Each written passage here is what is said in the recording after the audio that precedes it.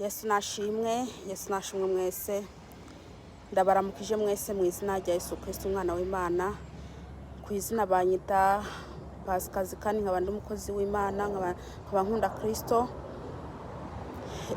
Uyu munsi ntago ndi bwigishe ariko ngiye kuvuga ivy'Imana yanyeretse binyuze mu nzozi. Nivyo ngiye kuvuga bene data, ndakwinginze ube makini kuvyo ngiye kuvuga kandi ubisharinge ubiha abandi. Ndibaza bino bintu ngiye kuvuga narigeze hari muri bimwe narigeze kubivuga kuri WhatsApp, ndabirungika, ariko ubu rero harageze ko mvuga ibyo ngibyo uyu munsi, kugira ngo abamaze kugira subscribe ku channel iwanjye cyangwa n'abandi bari buyirebe n'ukuri bibafashe. Haleluya. Nimwabona ntigishije ijambo ry'Imana ntimwumve ati mbese ni kwera iki atatangije ijambo ry'Imana.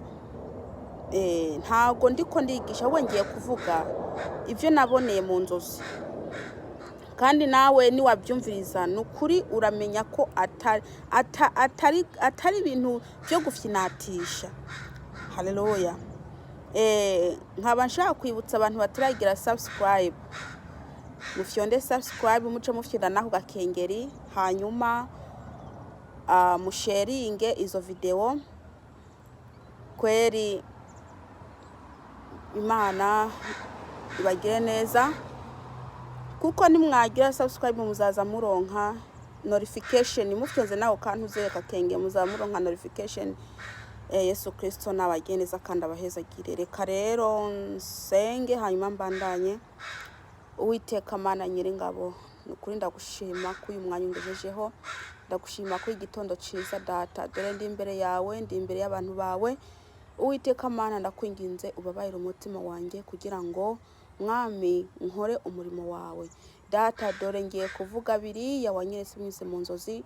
Ndakwinginze Mana wanyeretse bijya bintu bikomeye, ariko ndagusabye imbabazi abantu ari bo bose bari buvyumvirize bibafashe. Mana ndakwinginze data, umwuka wera azanzeho kugira ngo nasame nawavuge. Uwiteka Mana Nyiringabo, ndakwinginze uherekeze ino jambo Mana rigira inguvu mu izina ryawe Yesu Kristo Nazareti. Data wa twese ndakwinginze umpe kuvuga biriya wanyeretse, simvuge ibyo utanyeretse. Mana urakoze. Ndaboheje satani n'abadayimoni mu izina rya Yesu Kristo. Ndirukanye imyuka mibi yose mu izina rya Yesu Kristo.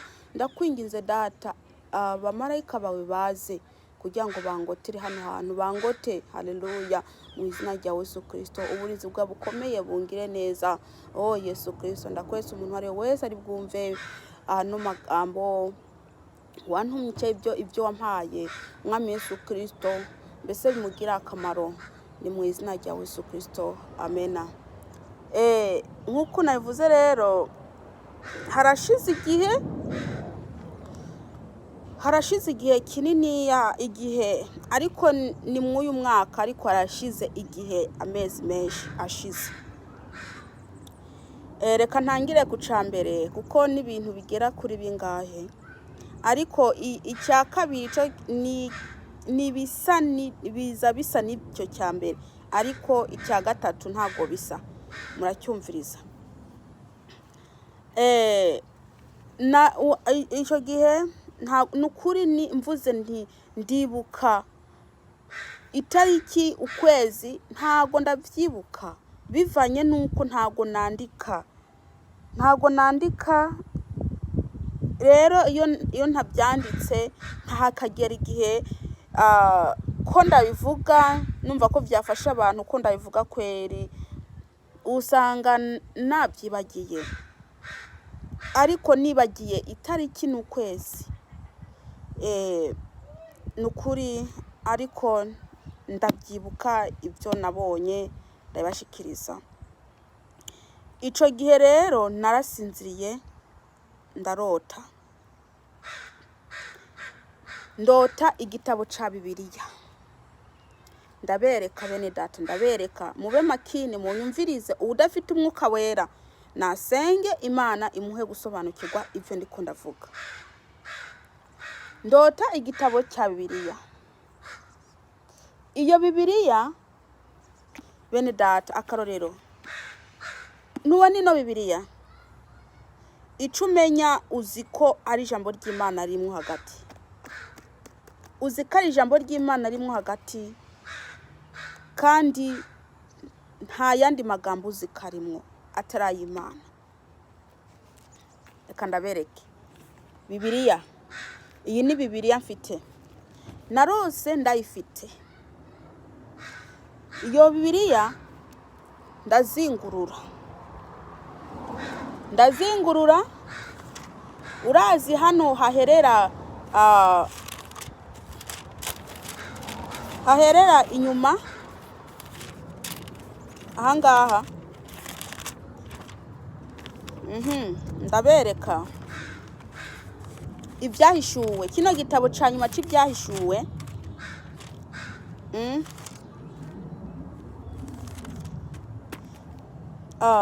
Reka ndabereke kino gitabo ca nyuma c'ibyahishuwe, c'ibyahishuwe Yohana.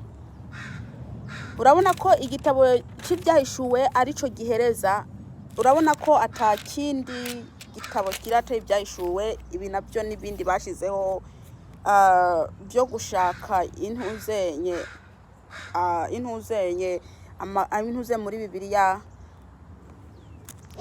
Rero iyo Bibiliya narayisanzuruye ndayifungura kuko yarifatanye nk'uku. Ndayisanzurura sanga hano inyuma y'ibyahishuwe Yohana. Urumva iki ni gitabo, iki hano ni gitabo c'Uwiteka, n'amagambo Uwiteka yivugiye.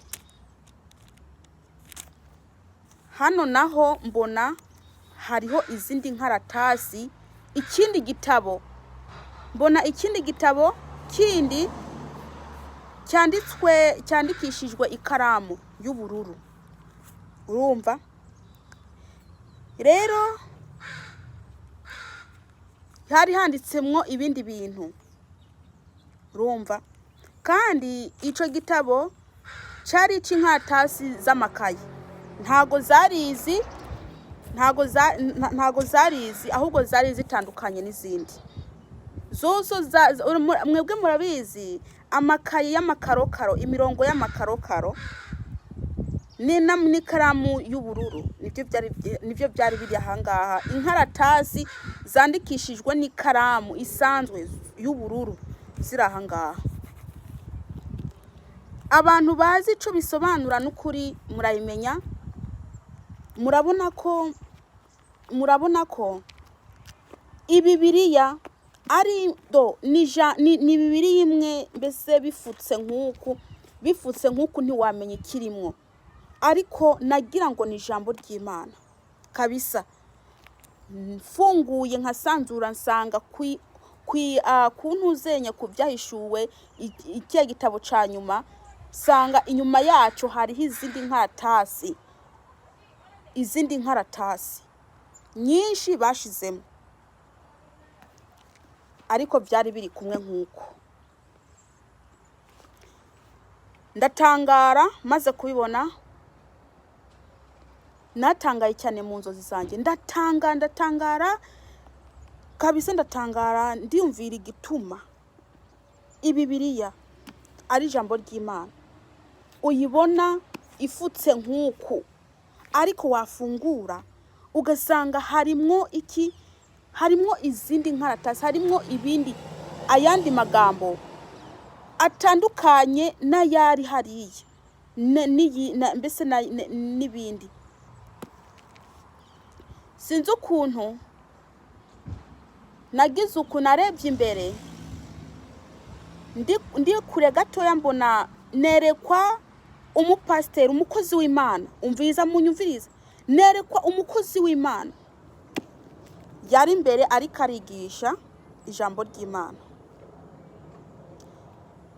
Naramubonye neza ncamenya naho ariko arigisha. Urumva cansanga ariko arigisha za nkaratasi, amagambo ari kuri za nkaratasi, amagambo ari kuri za nkaratasi za nyuma, za zindi zandikishijwe n'ikaramu y'intuzenye y'ubururu ziri hano. Sanga nibyo ibyari byanditseho, nibyo ariko arigisha, nibyo ariko arabwira abantu. Mbona umupasiteri w'umugabo yari imbere y'abantu benshi ariko arigisha ibintu nk'ibyo. Urafite umwuka wera,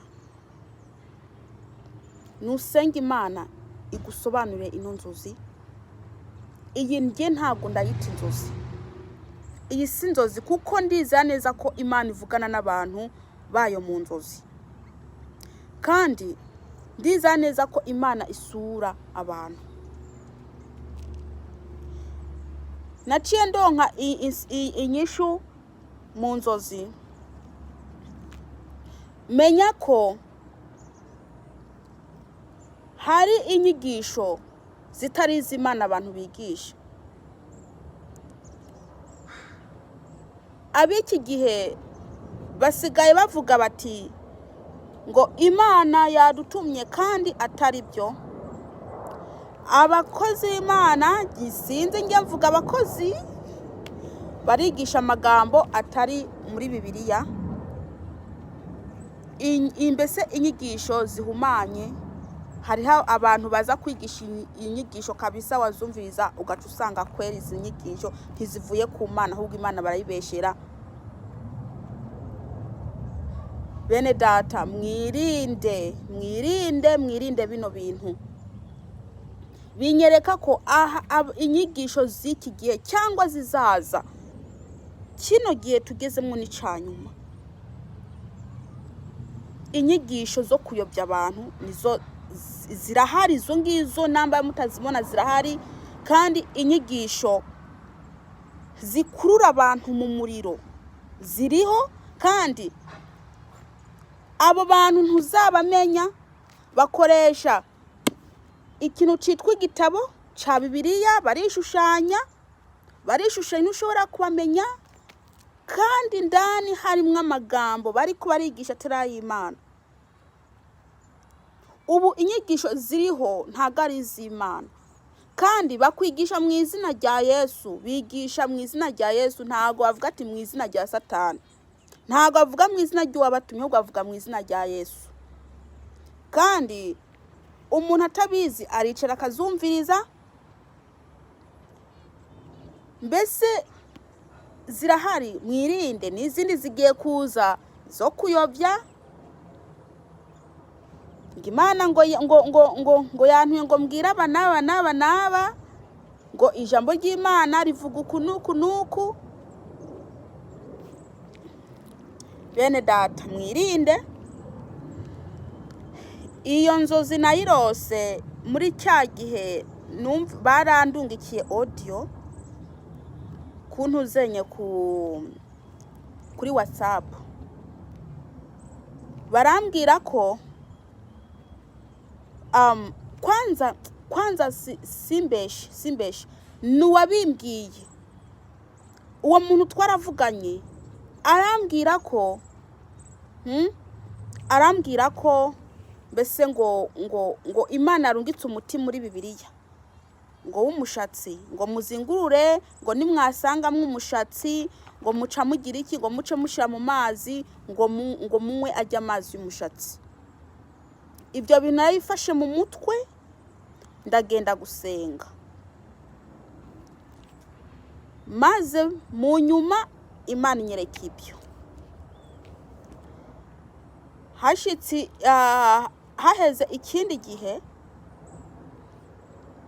iyindi nzozi, ndabona iyindi nzozi. Ariko iyo nzozi ndayibonye, mbona ije isa nka ya yindi.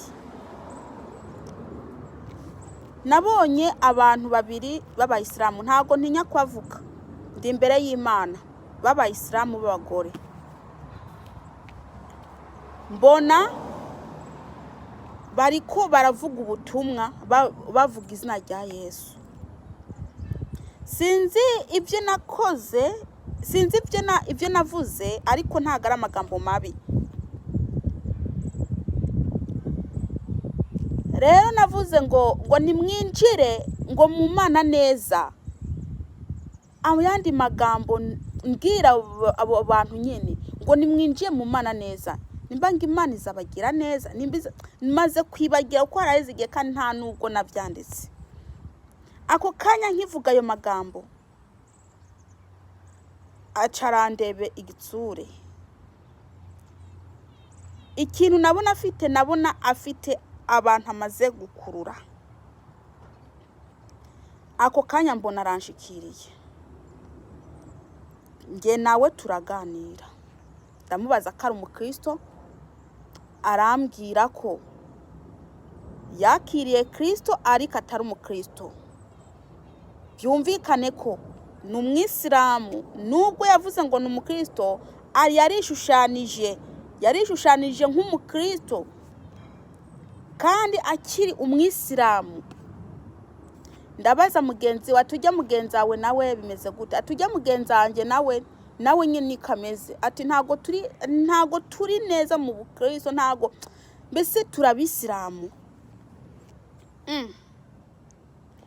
Maze nkabona bariko barabwira ubutumwa abantu babakura, kuko ikintu canyeretse ko batari ko barakorera Imana ni ijambo navuze ngo nimwinjire mu Mana neza. Ico kintu canyetse ko batari ko barakorera Imana yo mwijuru. Cambona bandebye nabi, kandi nabivugiye kure nabo bari kure. Cambona bandebye nabi cyane. Ndakanguka ndabwira Imana ati Mana nge ko mbona zino nzozi zigiye gusa na ca gitabo. Bariya barishushanya ngo n'abakristo natara abakristo, ngo nabagukura nabo batari ko yagukorera. Barishushanya bagakurura bakayobya abantu biyita ko bariko barakorera Imana. Bishatse kutubwira ko hari insengero nyinshi ziriho atari z'Uwiteka, zitemerwa n'Uwiteka. Kandi mu gukurura abantu bakoresha izina rya Yesu, bishushanije bamona ko mbese berekana ko ari nk'abakozi ba Kristo n'atari bo. Nkaba nshatse guhanura abantu muze mwitondera amasengero mujamo. Ndakubwije ukuri, aya mashengero yose ubona ari ku isi ntago ariko yose arayimana. Hariho n'amashengero ayobya abantu, ariho kugira ngo ayobya abantu, kandi mu mashengero umaze kuyinjiramo kugira ngo uzuyavemwo nibibazo. Hariho abantu rero, icyambere hariho abantu bariko abafunguje amashengero kubera babuze ibyo bakora, babonye business ko ari ugufunguza amashengero. Abantu bose babuze ubuzi, abantu bose mbese babuze mbese ibyo bakora. Biyumvira ko gufunguza urushengero ari business. Rero bacu bafunguza urushengero ugasanga bari ko barayobya abantu, kuko nta Mana irimwo. Bene data, nta Mana ibirimwo mw'ubwo rushengero, nta Mana, kuko uwo nguwo nta ntama bari karayobora. Oya, nta ntama ibiri mw'ubwo rushengero, kuko nta Mana irimwo. Ngiye rwose ntabwo nabesha ngo rushengero ngo umugeni wa Yesu arimwo gute. Ko ikintu cyose ari karakora abari karabara abantu bari mw'ubwo rushengero. Ati mfite abantu 300. Ati mu kwezi nzaba mfite aya naya ngura inzu. Ati mu kundi kwezi nzaba mfite aya naya ngura imodoka. Ati mu kundi kwezi nzaba mfite aya naya nimba nkora ibindi. Hariho nandi mashengero rero ya Satani, ariko ntimuyamenye. Ya Satani ariko ntimuyamenye mugira ngo n'amashengero y'Imana. abantu bakazagenda gusenga ugasanga gukora ibitangaza n'ahari byande bariko barakorera satani ariyo rikira bibakorera. Muri azo mashengero ariho noneho n'ibindi bizaza, inyigisho z'ibinyoma z'ubeshi zizaza. Nawe urareba abahanuzi b'ibinyoma ni benshi, kandi rero iyo uhuye n'uwo muhanuzi rero avuga ubeshi aragukonoza n'ukuguru yoguca. Ntatinze reka mbandanye mvuga iyindi. Mu gihe cyashize nararose ndota mbona ndiko ndavuga ubutumwa mu muhanda. Ako kanya mbona umukobwa araje arambwiye ngo nitugende, ndamukurikira turagenda. Tumaze kugenda tugera ashikana ku rushengero rwa Pentecoste. Kuko rushengero rwa Pentecoste anshikana hanze. Hanyuma abantu bari abakozi Imana bari hanze n'abakristo bari hanze, bariko baragira iki? Bariko baravuga, bariko barakora umurimo wo kugira repetition, gutegura indirimbo. Rero ariko imbere y'uwo muryango hariho abapasiteri babiri. Hanyuma abapasiteri mbona bariko baragira iki? Mbona bariko barashwana. Mbona bariko barashwana, bariko baratukana. Mbona barafashe umwenda umugore yarahari agiye kumutabira ku mwenda ngo atabure ahereye ino hejuru amanura. Hanyuma wa muntu yashikanye kugo rushengero sinzi yagiye, ntago nibuka ko yarahari. Sinzi ukuntu nakankamiye abo bantu b'abapasiteri bariko barashwana. Baca bagira iki? Yewe narabakankamiye ngo abakozi b'Imana murashwana. Hanyuma mbona umukozi w'Imana umwe araza hondi yaragiye kumpamagarira polisi ngo baje kufunga bivanye nayo magambo mvuze. Nanjye ndiruka nkaca mva mu nzozi. Ndavuga ati Mana yanjye, kweri aba n'abakozi Imana b'ishengero rya Pentecoste, ishengero ry'umwuka ryitwa ngo rimwe umwuka, nibo bari kubaryana? Abakozi Imana bari kubaryana? Harashize igihe bene data ati nibo bari kubararyana uko. Rero ubu ufite umwuka we yasobanukirwa bino bintu ndiko ndavuga. Bene data, abakozi Imana bari kubaryana. Sinzi ico bari kubararyanira, sinzi ico bapfa, kandi harashize igihe ndabibonye mu nzozi. Ariko natangaye iryo shengero n'amashengero nabonye amashengero muri Afrika. Ariko noneho naciye mbona ko atari muri Afrika gusa, ni hose. Sinzi ico bari kubarapfa. Mwabakozi b'Imana mwe, wewe uzanyumviriza n'ukuri ukawumviriza ino video, nukuri nambi ivyo ntikura bikora, nukuri wisubireho uhinduke. Kuko nabonye neza ko abakozi b'Imana baryana, bariko bararyana. None bararya, urumva n'abantu zenye sukuryana gusa, barahohotera n'abantu zenye n'abakristo babo. Kuko nabonye ibintu bibiri. Nabonye abakozi Imana ko baryana, mbona umukozi w'Imana afashe ishati umugore yari hanze ariko arashaka kumutabira ku mwenda. Byumvikane ko n'abakristo nabo nyine bari bahohoterwa n'abantu zenye n'abakozi Imana bitwa ko ari abakozi b'Imana. Abakristo bari barahohoterwa bivanye, bari barahohoterwa n'abakozi b'Imana. Rero mbene data, wa mukozi w'Imana we uri kuraryana na mugenzi wawe mupfiki. ese abakristo bo mwiko murabahora iki?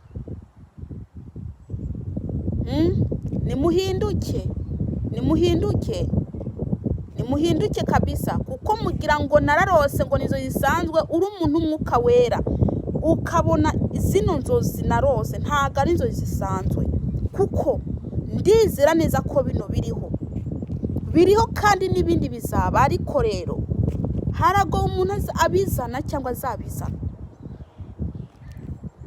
Mugira iki? Muhindukirira Uwiteka. Ibyo narose rero nibyo bene data, ibyo Imana yanyeretse nibyo. Imana ibagire neza, nukuri ni imbere y'Imana. Ibyo nibyo nabonye, sindiko ndabesha hano, nta gufyinata kuriho, ndiko ndavugira Kristo Yesu. Ibi nibyo Imana yanyeretse, ibi ndababwiye nibyo Imana yanyeretse. Rero bene data, aho muri hose Imana ibahezagire, ntimwibagire gusharinga ino video. Reka nsenge. Uwiteka Mana nyiringabo, ndagushima Mana kumpa kuvuga ibyo wanyeretse data mu nzozi. Mana waremye ijuru n'isi, ndakwinginze